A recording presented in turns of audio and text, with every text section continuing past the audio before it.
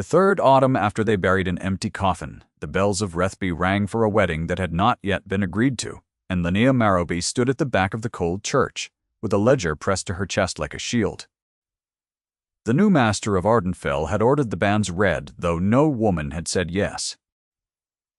He stood at the chancel rail in a coat, too fine for the morning, his hand resting on the carved end of the family pew as though the wood itself confirmed his right to it.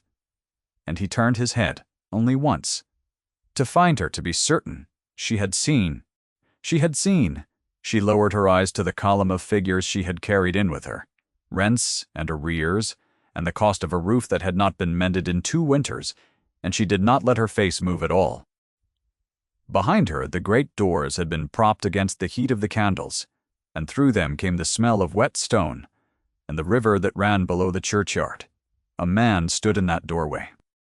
He was thin in a way that frightened her before she understood why. Thin as a rope, worn to its last threads. His skin burned to a color the village did not own. His clothes, the clothes of a sailor who had been given them by other sailors. He did not come in. He held the frame of the door with one hand, and he looked the length of the nave at the man at the rail, and the whole of the church seemed to tilt toward the silence where his looking landed. Linnea felt her heart move into her throat and stay there, beating where she could feel it against the high collar of her plain gray gown. She knew the shape of those shoulders. She had known them before they were ruined. To the parish she was the steward's girl. That was the whole of her, fixed years ago and never revised. She kept the accounts, because her father had kept them and her father's father before him.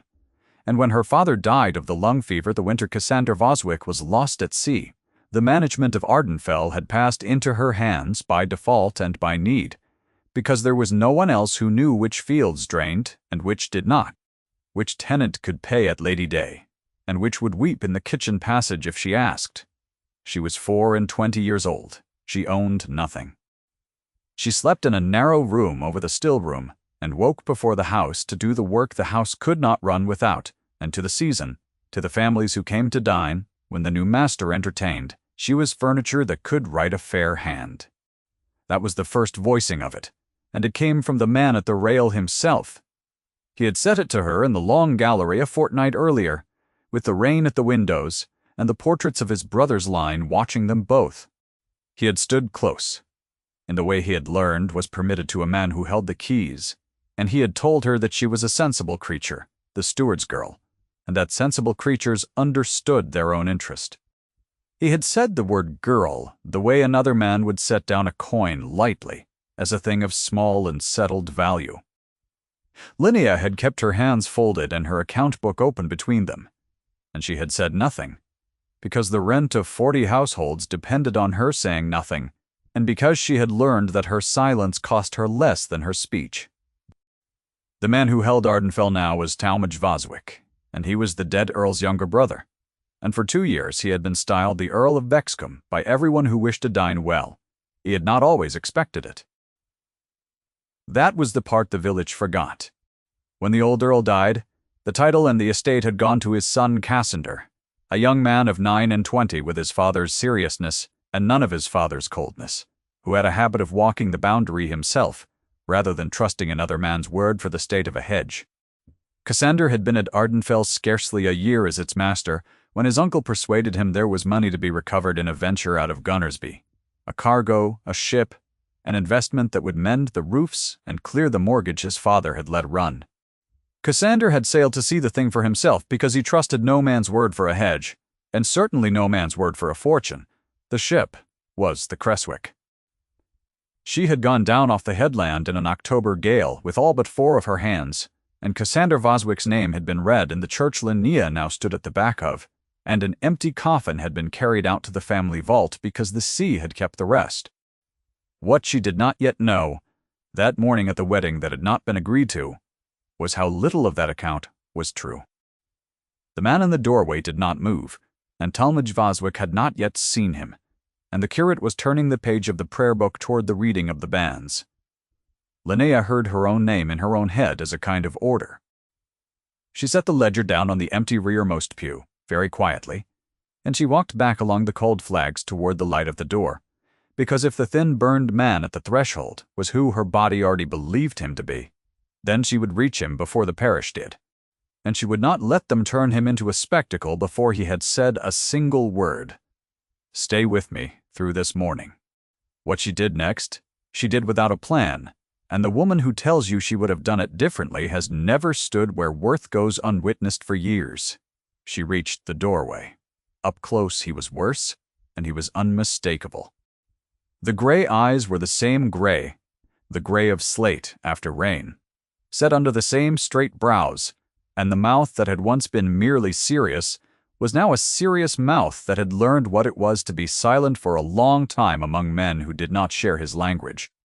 He looked at her, and something crossed his ruined face that she would spend a long time afterward trying to name, and he said, in a voice gone rough at its edges, that he had not thought to find her keeping the door of his own church. She did not weep. She had been the steward's girl too long for that. She said only that he should come away from the threshold before the curate looked up, and she put her hand on his sleeve, on the rough wool some other man had given him, and she felt under it an arm with no flesh to spare, and she drew Cassander Voswick out into the churchyard, while inside his uncle prepared to marry a fortune in his name. They stood among the leaning stones with the river loud below them, and for a moment neither of them was able to speak, and the bells stopped. And in the quiet, she heard him breathing the way a man breathes who has taught himself to be grateful for air. She asked him where he had been. He told her the Creswick had not foundered in the gale at all, or not only in the gale. He told her she had been run onto the rocks of a foreign coast and held there, that he had been pulled from the water by a fishing crew who could not read his papers and did not care to, that he had spent the first year as something between a guest and a prisoner of a harbor town whose name she had never heard, mending nets to eat, learning the language, word by word, and the second year working his passage north along the coast on 3 different vessels, because he had no money and no proof of who he was, and no certainty that anyone at home wanted him found. He said the last part plainly, without complaint, the way he said everything. And it was the without complaint that undid her composure where grief had not, because she understood, standing there, that he had stayed away the final months not from helplessness, but from a wound he had carried out of the water with him. The wound was this, and he did not say it then, and she pieced it together, only later, from the things he would not say. Cassander had not been thrown into the sea by the gale, he had been put there. Among the 4 men who survived the wreck of the Creswick was one who had been paid, before the ship ever sailed, to see that the young earl did not return from his careful inspection of his uncle's careful fortune. The fortune was the lie. There was no cargo worth recovering. There was only a mortgage Talmadge had quietly purchased the debt of, and a nephew who insisted on walking every boundary himself, and a younger brother who had spent 40 years being told that the title was an accident of birth order and ought by every measure of merit to have been his. The gale had been real. The man at Cassander's back as the deck heeled had been realer. Cassander remembered a hand between his shoulders that did not push him toward the boats. He had survived that hand and the water, and 2 years of foreign harbors, and he had come home thin as a worn rope to find his uncle reading banns in his church. And the cruelty he could not forgive, the thing that kept him in the doorway rather than striding to the rail, was that he had no proof. A drowned man's memory of a hand in the dark would not stand against an earl. He had come home with nothing but his face, and his face, he told Linnea, was a face the parish had already wept over and buried, and learned to do without. She told him the parish had not done without it. She told him she had not.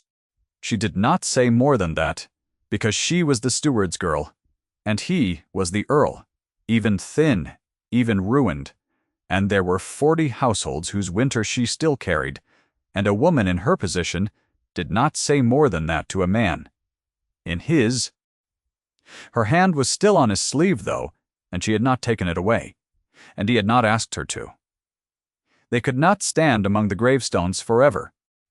Linnea did the practical thing, because doing the practical thing was the only kind of courage her station had ever permitted her, and she took Cassander not to the great house but to the steward's cottage at the edge of the home wood where her father had lived and where she still kept her papers.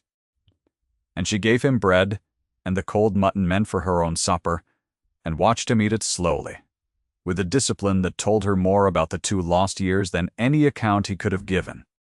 While he ate, she thought, and what she thought was not romantic. She thought about evidence. She thought that a man who had purchased a mortgage and arranged a drowning would have purchased silence too and protected it, and that the way to unseat him was not a thin man's word but a paper trail an earl's brother had been too confident to burn. That confidence was the whole of Talmadge Voswick's character, and it was also the only door left open. She knew the accounts of Ardenfell better than any living soul, because she had kept them through 2 years of his careless spending, and she had noticed things a careless man assumes a steward's girl is too small to notice. She had noticed that the mortgage the old earl had let run was no longer held by the bank at Gunnersby, but by a private party through the firm of Crayford and Fenwright, and that the private party's name was hidden behind the firm in a way that cost money to arrange. She had noticed that twice a year a sum left the estate and went to a man named Reuben Wadlow, recorded only as a pension to a former servant, though no servant of that name had ever worked at Ardenfell. She had noticed these things and filed them away and said nothing, because noticing was safe and speaking was not. And now she sat across the steward's table from a dead man, come home and understood that her noticing had been a kind of keeping. She had kept the estate. Without knowing it, she had also kept the case. When she told him what she had seen in the books, Cassander stopped eating. He set down the bread. He looked at her across the small table in the failing light, and for the first time since the doorway, something other than survival moved in his face. And what moved in it was a thing she had no right to, and could not afford, and she looked down at the table so that neither of them would have to account for it. Reuben Wadlow, she said, to fill the silence with work. That is the name to find. They found him in Gunnersby, in the 2nd week, after Linnea had invented a reason to ride to the port that would survive the housekeeper's questions. And Reuben Wadlow was one of the 4 men who had come off the Creswick alive, and he had been living since on a pension that was not a pension, and he had drunk most of it, and he was afraid in the particular way of a man who has done one thing he cannot undo and has been paid to be quiet about it ever since. He did not recognize the thin sailor who came into the low public house by the harbor. He recognized, when Cassander spoke, the voice of the man he had watched go into the water, and the tankard went still halfway to his mouth, and his face did the thing a face does when the dead address it by name. He would not testify. That was the first thing he said when he could say anything. He had a wife now, and a child coming, and the man who paid the pension had told him the last time the sum was late exactly what became of men who forgot the terms of their good fortune. Talmadge Voswick, it turned out, had not been careless about Reuben Wadlow at all. He had been careful. He had kept the one living witness close, and fed and frightened for 2 years, which was precisely the active and patient defense of a guilty man who had foreseen every danger, except the return of the one he had drowned.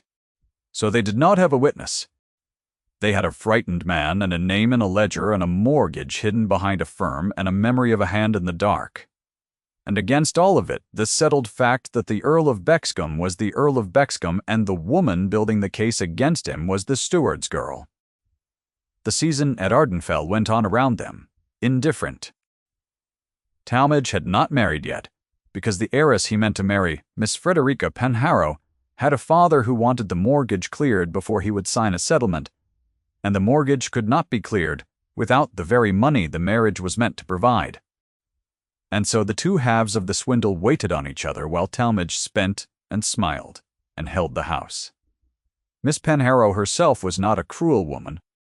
She had been told her whole life that she was the correct choice for exactly this kind of match, a fortune for a title, and she believed it the way one believes a thing one has never been given cause to doubt, and when she looked at Linnea Marrowby across a dinner she had been invited to grace, she saw the steward's girl and nothing else, because that was what she had been raised to see. The second voicing of the label came at that dinner, and it came in public, and it was meant to be heard. Talmadge had required Linnea to attend, ostensibly to answer questions about the rents in front of his guest's father, in truth to display how thoroughly the management of his estate lay in his competent hand. He stood at the head of his brother's table, with his brother's silver before him, and when old Mr. Fash, Penarrow asked who had kept the accounts so neatly through the late troubles, Talmadge, Foswick smiled and said that it was only the steward's girl, that one trained such a creature as one trained a good clerk, and that her chief virtue was that she knew her place and kept to it. The table laughed. The small laugh that tables give. Miss Penharrow did not laugh, but she did not laugh either, and Linnea stood by the sideboard with the rent book in her hands and felt the words settle on her like cold water at a wrist, and she said nothing, and she did not look at the empty place where the Earl of the house should have sat, because the Earl of the house was at that moment lodged under a false name in a Rithby cottage, growing slowly less thin, and she would not betray him with a glance. That night, Cassandra asked her why she let them say it. He had heard of the dinner from her in flat, short sentences, and he had set his jaw in the way the village had once called cold, and she now understood as the look of a man holding still against a thing he could not yet fight. She told him the truth, which she had never told anyone. She told him that the label was a roof. That, as long as they believed she was only the steward's girl, they did not watch what the steward's girl carried in her account books or rode to Gunnersby to find. That a woman who is seen as small can move through a great house unseen, and that she had been using their contempt as a tool for 2 years, because it was the only tool a woman in her place had been given. She said it without bitterness, as fact the way he said everything. And when she had finished, he was looking at her the way he had looked across the steward's table, and this time she did not look away in time. He said her name. Just her given name, Linnea, with nothing attached to it. No miss, no Marraby, no steward's girl, said low and plain as though it were the most ordinary thing in the world, and also as though he had been carrying it across 2 years of foreign water to give back to her. She told him that he should not.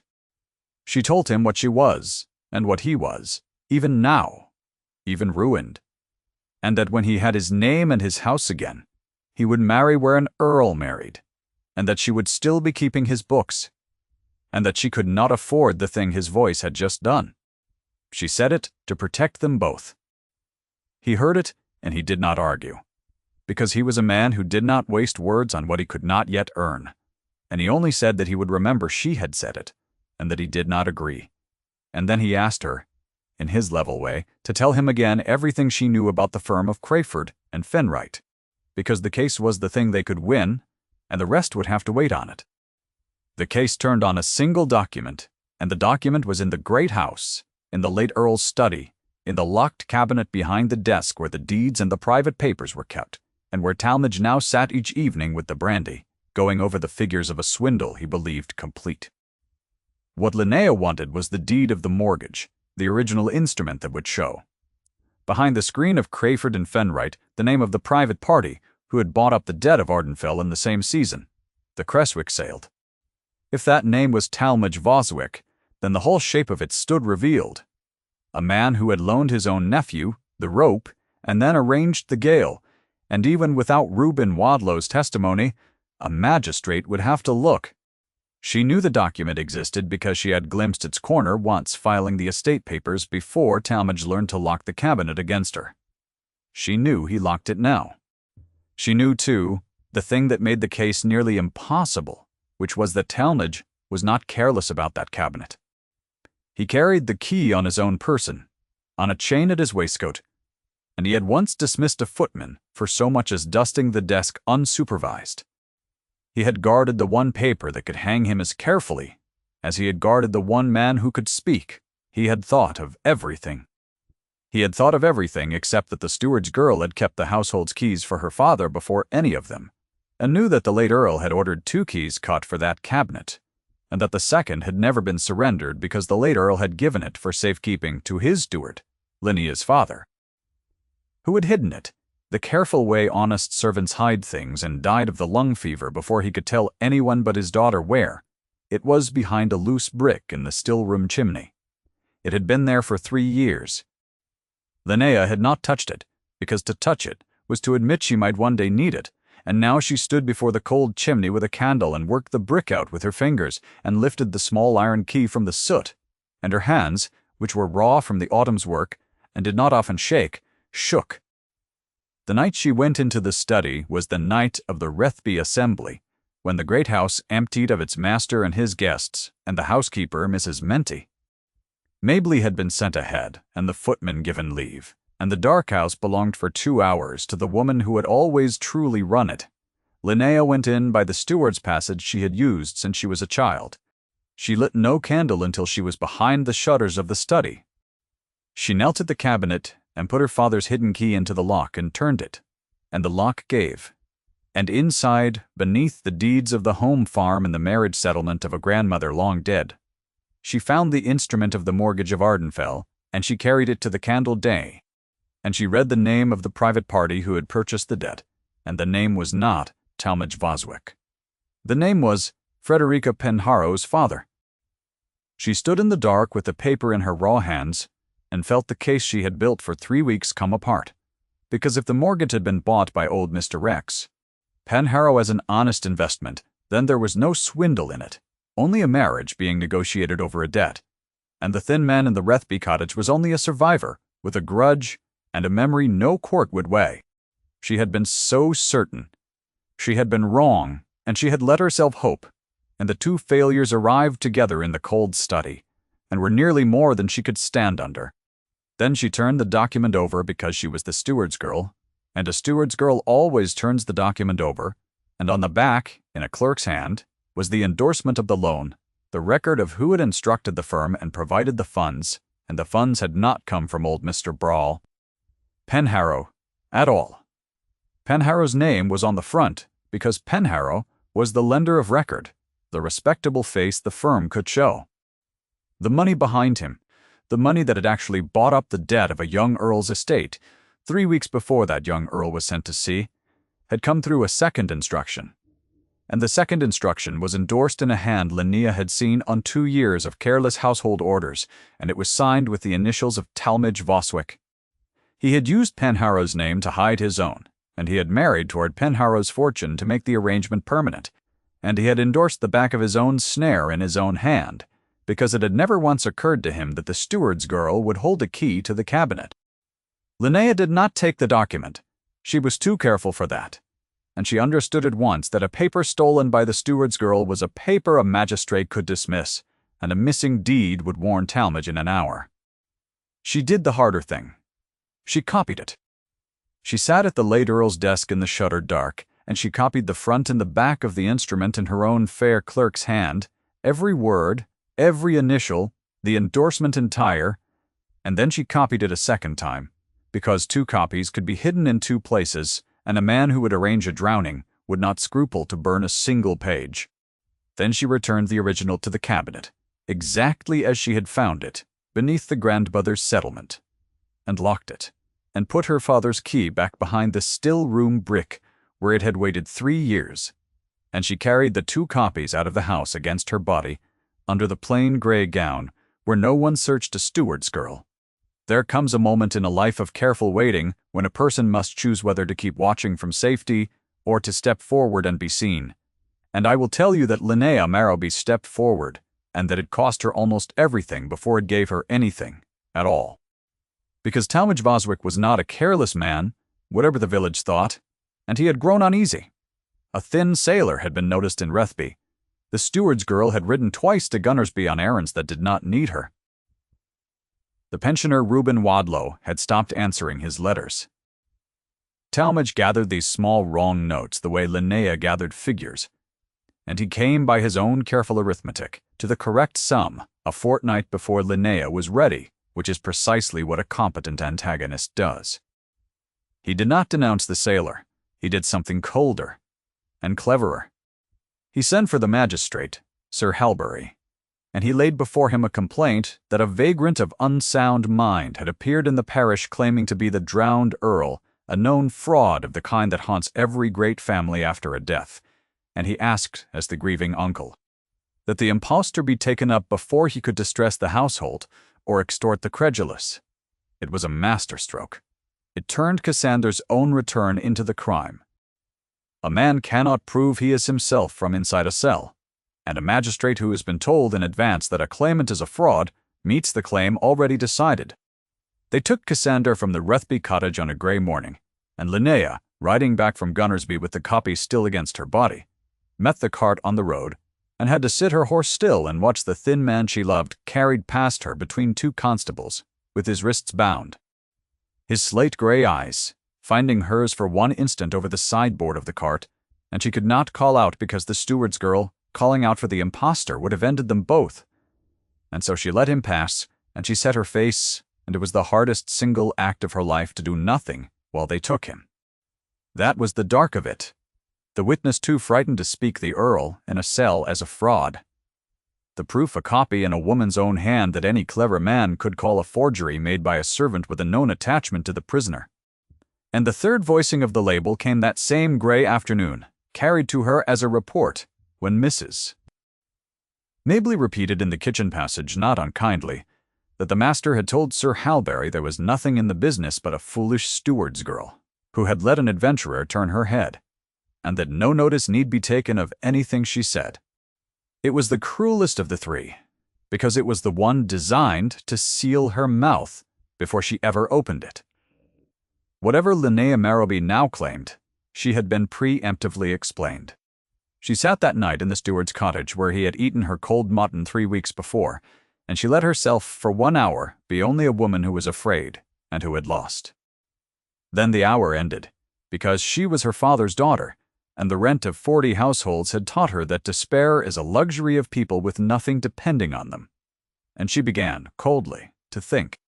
A copy in her own hand could be called a forgery. So the copy could not stand alone. It had to lead a man with authority to the original, in the cabinet, in Talmage's own keeping, where it could not be called anything at all. And the man with authority had already been told she was a fool, and the prisoner a fraud. So the man with authority could not be brought to look by her word. He had to be brought to look by his own. Sir Halberry was an honest magistrate, by the lights of the county, which meant he could be moved by nothing she said, and everything he saw. And the one thing that could not be explained away in advance, the one fact that would force even a decided man to open the cabinet, was a thing only the true Earl could provide, and only in the one arena where the parish had rendered its verdict on them both. She did not go to Sir Halberry. She went to Miss Frederica Penharrow. This was the turn no one expected, least of all Linnea, who had every reason to count the heiress an enemy. Linnea had read the marriage settlement in the cabinet by candlelight, though, and she had seen what Frederica had not been shown, which was that her father's name stood on the front of an instrument whose back was endorsed by the man who meant to marry her, and that the fortune Frederica brought was being used to make permanent a debt her bridegroom had himself contrived. Linnea went to her, not as supplicant, but as the one person in the county who could prove to Frederica Penharrow that she was being made the respectable face of a crime. She brought one of the 2 copies.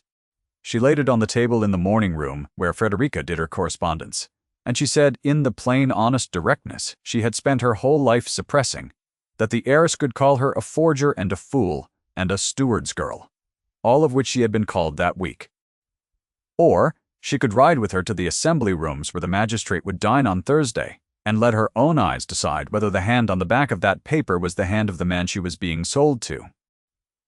Frederica Penharrow looked at the copy a long time. She was not a cruel woman.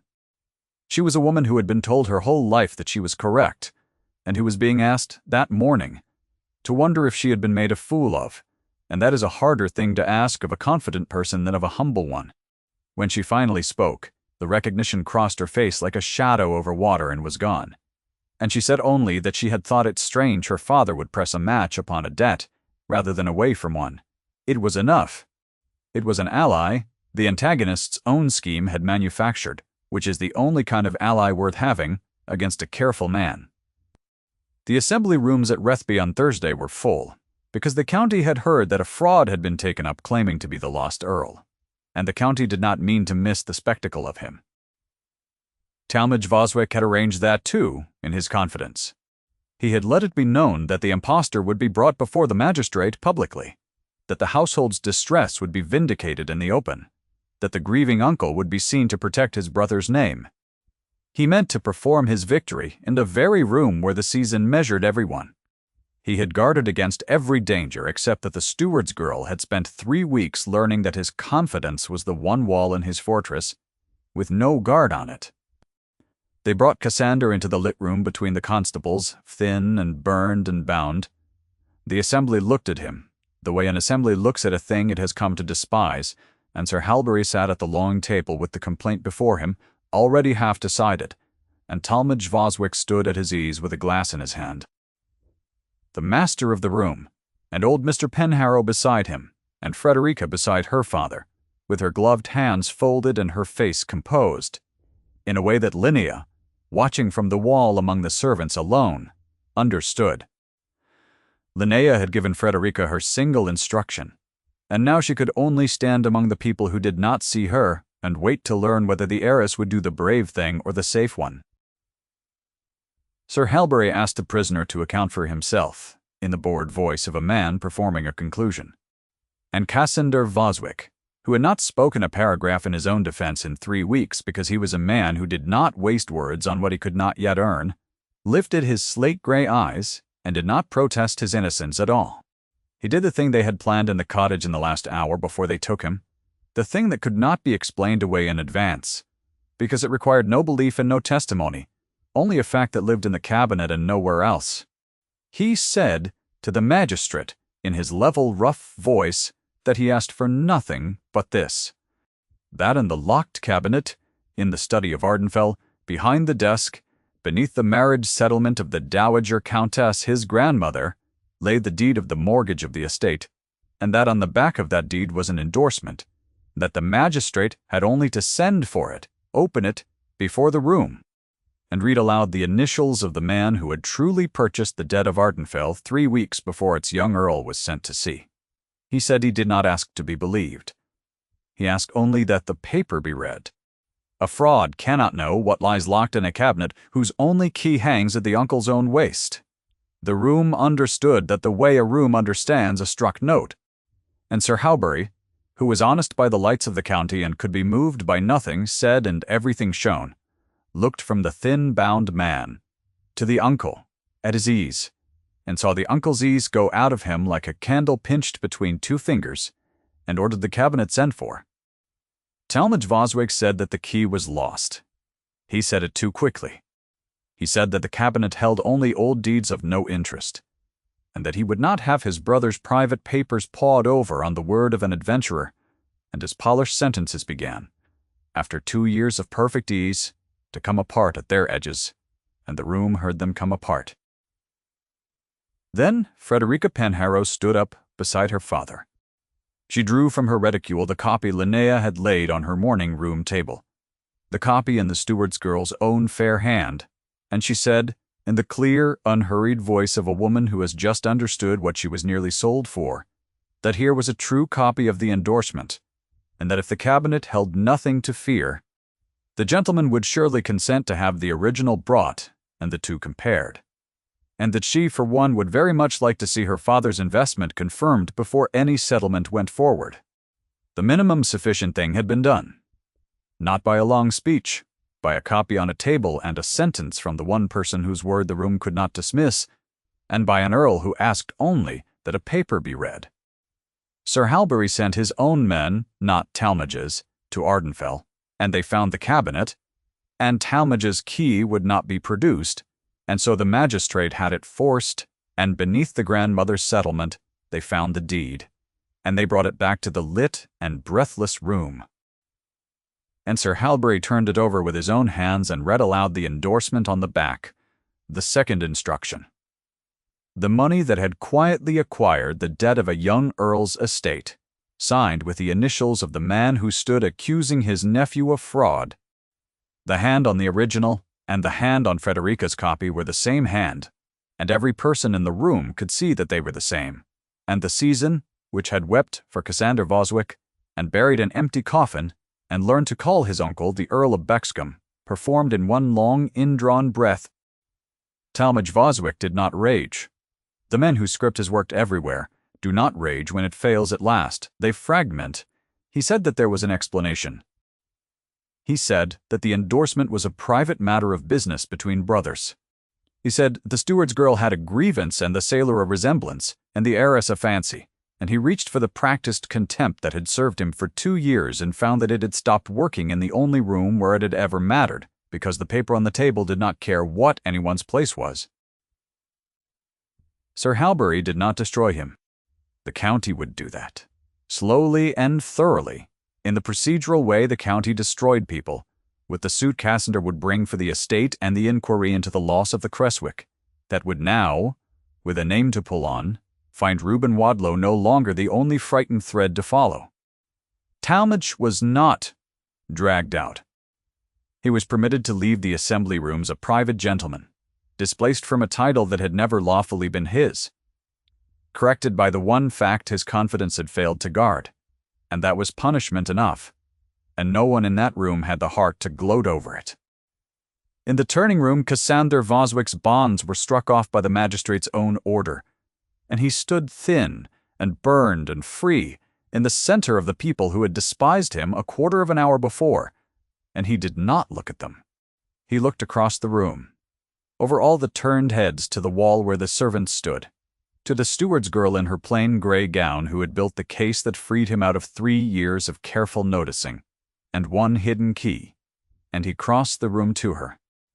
He crossed the whole length of it slowly, in front of the assembled county, and the county watched the Earl of Bexcombe walk away from his vindication and toward the woman it had dismissed, and he stopped in front of her, and he took her raw, work-worn hand in both of his, and he said, so that the room could hear it, 9 plain words. She is the reason I am alive. Marry me. It was not a long speech. He had never made one. It was a name claimed and a thing asked in the one arena where the hierarchy had rendered its verdict on them both. And it could not be unsaid, and it was specific in its commitment in the way that mattered, because everyone in that room knew what the steward's girl was and now knew what the Earl had said she was instead. Linnea Marrowby, who had not wept among the gravestones or while they carried him past her on the road, stood in front of the whole county with her hand in his and felt the architecture of 3 years come down at last. And she did not weep then either, not quite, but the room saw her mouth shape the word it had never been permitted to say, and the word was yes, they were married in the spring, in the church at Rethby, where the banns had once been read, for a wedding no one had agreed to. And the bells that rang were rung for a thing that had been agreed to, entirely. The estate took a long time to mend. That is the truth the wedding magazine version leaves out. The roofs that had gone 2 winters unmended were mended one at a time, as the money came because Cassander walked his own boundaries again and trusted no man's word for a hedge, and Linnea kept the accounts as she had always kept them, except that now she kept them across the desk from her husband in the study, where the cabinet stood with its lock mended and its second key, her father's key, given an honest home at last on the ring at her own waist. The suit for the estate was won. The inquiry into the Creswick was opened, and Reuben Wadlow, with the man who had frightened him, now a private gentleman with no pension to pay and no power to make good his old threats, found at last that he could afford to speak, and what he said closed the last thread, and the 4 men who had come off that ship had their accounting too. Frederica Penharrow did not marry. Talmadge Voswick, which her father came in time to call the most fortunate failure of his life.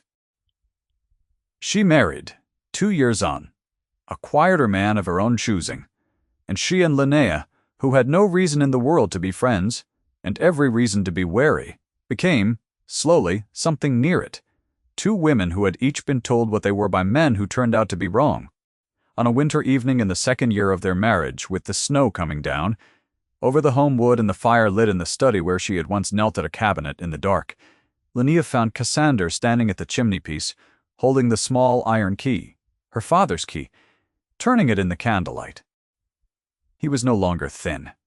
The 2 years had been put back on him slowly, the way the roofs had been put back on the house. He did not say anything for a while, and neither did she.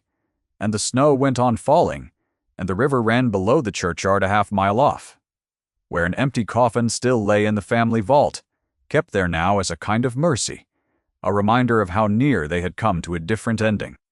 He said only that he kept thinking of the brick in the still-room chimney, and the 3 years the key had waited there for a need no one wanted to admit to, and the steady, honest girl who had hidden it and then gone and got it out with her own raw hands when the moment came that everything turned upon it. He said he owed his name and his house and his life to a thing kept safe in the dark by people the season never troubled to see.